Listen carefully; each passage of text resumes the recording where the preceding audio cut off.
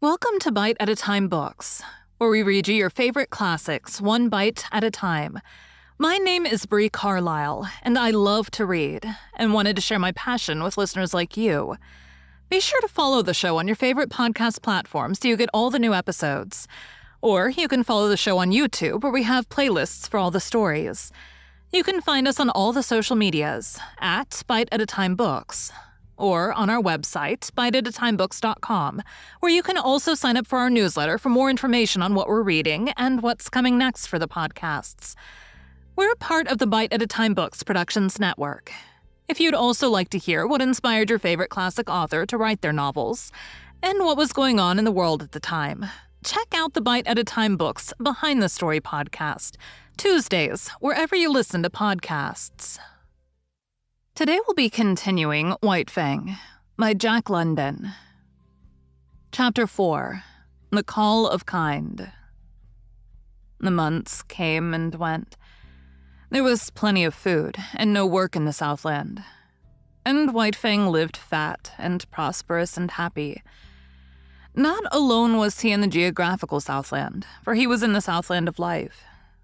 Human kindness was like a sun shining upon him, and he flourished like a flower planted in good soil. And yet, he remained somehow different from other dogs.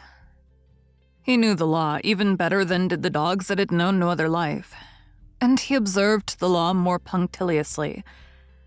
But still, there was about him a suggestion of lurking ferocity, as though the wild still lingered in him, and the wolf in him merely slept. He never chummed with other dogs. Lonely he had lived, so far as his kind was concerned, and lonely he would continue to live. In his puppyhood, under the persecution of Lip Lip in the puppy pack, and in his fighting days with Beauty Smith, he had acquired a fixed aversion for dogs. The natural course of his life had been diverted, and recoiling from his kind, he had clung to the human.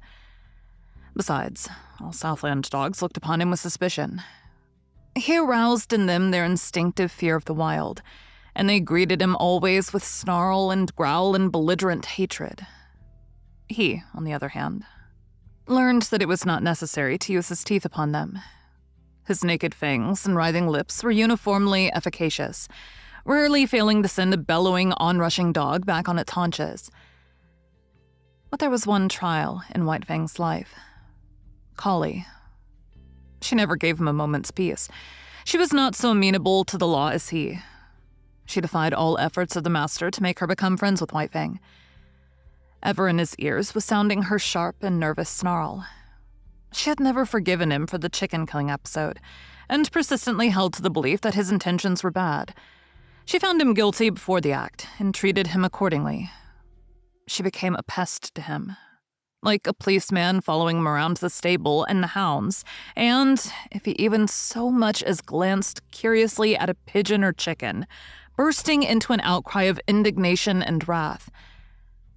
His favorite way of ignoring her was to lie down, with his head on his forepaws, and pretend sleep. This always dumbfounded and silenced her. With the exception of Collie, all things went well with White Fang. He had learned control and poise, and he knew the law. He achieved a staidness and calmness and philosophic tolerance. He no longer lived in a hostile environment.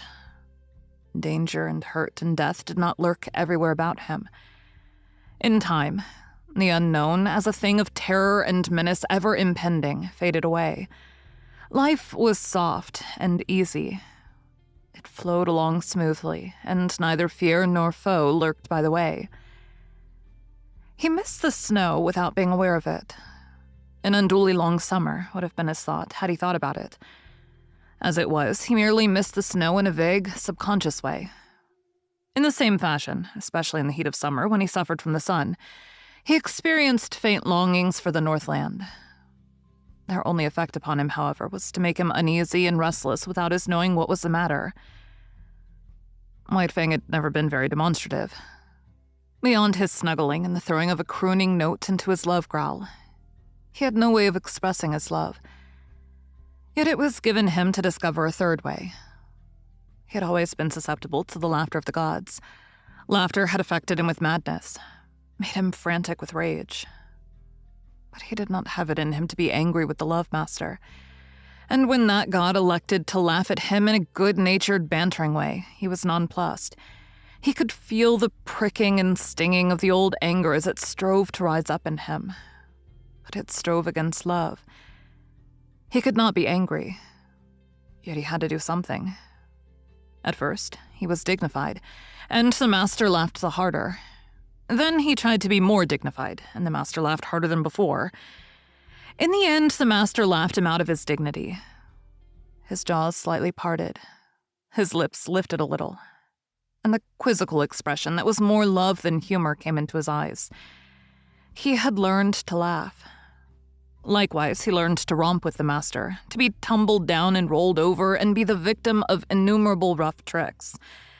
In return, he feigned anger, bristling and growling ferociously, and clipping his teeth together in snaps that had all the seeming of deadly intention. But he never forgot himself.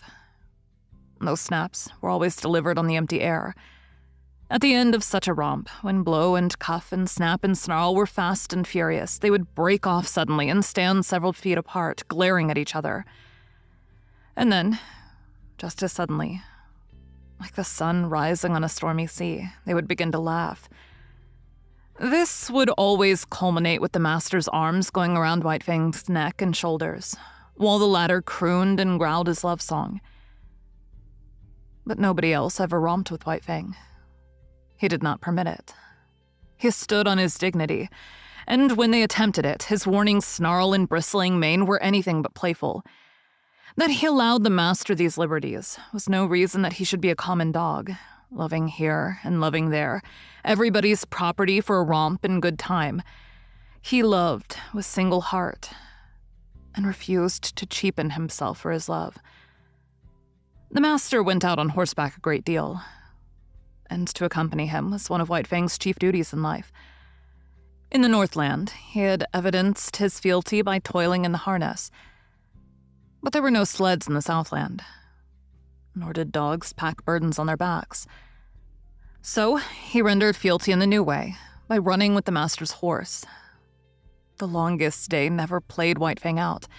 His was the gait of the wolf, smooth, tireless, and effortless. And at the end of 50 miles, he would come in jauntily ahead of the horse. It was in connection with the riding that White Fang achieved one other mode of expression. Remarkable in that he did it but twice in all his life. The first time occurred when the master was trying to teach a spirited thoroughbred the method of opening and closing gates without the riders dismounting. Time and again, and many times, he reined the horse up to the gate in the effort to close it. And each time the horse became frightened and backed and plunged away. It grew more nervous and excited every moment. When it reared, the master put the spurs to it and made it drop its forelegs back to earth, whereupon it would begin kicking with its hind legs. White Fang watched the performance with increasing anxiety, until he could contain himself no longer when he sprang in front of the horse and barked savagely and warningly.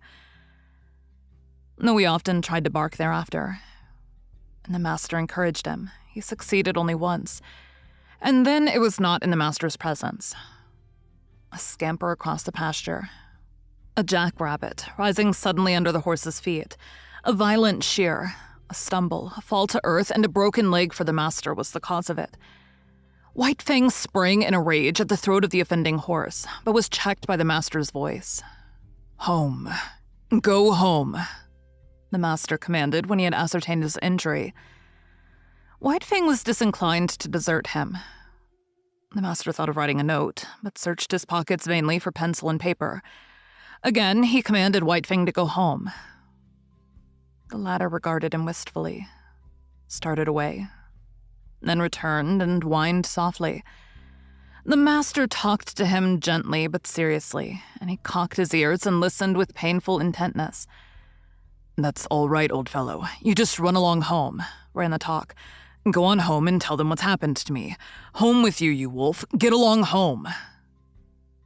White Fang knew the meaning of home, and though he did not understand the remainder of the master's language, he knew it was his will that he should go home.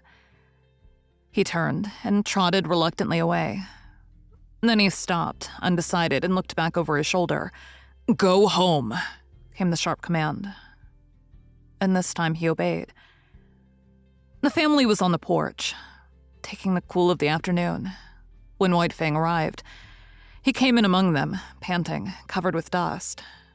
"Whedon's back," Whedon's mother announced. The children welcomed White Fang with glad cries and ran to meet him. He avoided them and passed down the porch, but they cornered him against a rocking chair in the railing. He growled and tried to push by them. Their mother looked apprehensively in their direction. "I confess, he makes me nervous around the children," she said. "I have a dread that he will turn upon them unexpectedly someday."